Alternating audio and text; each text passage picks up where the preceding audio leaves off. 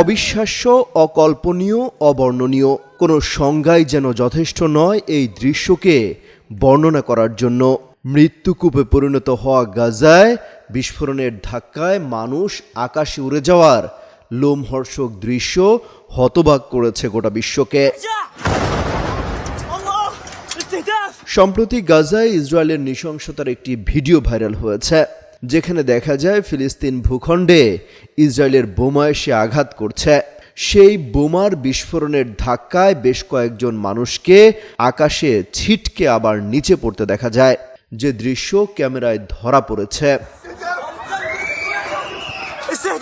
সামাজিক যোগাযোগ মাধ্যম ব্যবহারকারীরা সেই ভিডিও শেয়ার দিচ্ছেন এবং কাঁদছেন। কেউ কেউ নীরব প্রতিবাদও করছেন, প্রতীকী ছবি এঁকে প্রতিবাদ জানাচ্ছেন অনেকে। শুধু মুসলিম বিশ্বই নয়, এই দৃশ্য নাড়িয়ে দিয়েছে কোটি কোটি মানুষের হৃদয়। তবু মন গলছে না ইসরায়েলিদের, চালিয়ে যাচ্ছে একের পর এক বিমান হামলা।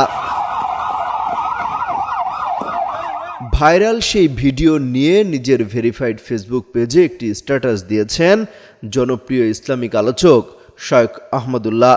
তিনি লিখেছেন, ঝোড়ো হওয়ার গাছের শুকনো পাতা যেভাবে আকাশে উড়ে যায়, বোমার আঘাতে পবিত্র ভূমির মানুষদেরকে সেভাবে আকাশে উঠতে দেখল বিশ্ববাসী।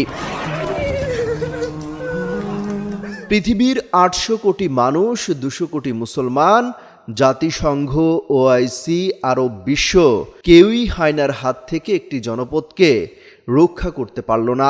বরং সবাই রোমের কলোসিয়ামের গ্যালারিতে বসে গ্ল্যাডিয়েটরদের মৃত্যু দেখার মতো যেন উপভোগ করছে এই বর্বরতা। অমিত হাসান রবিন, যুগান্তর নিউজ।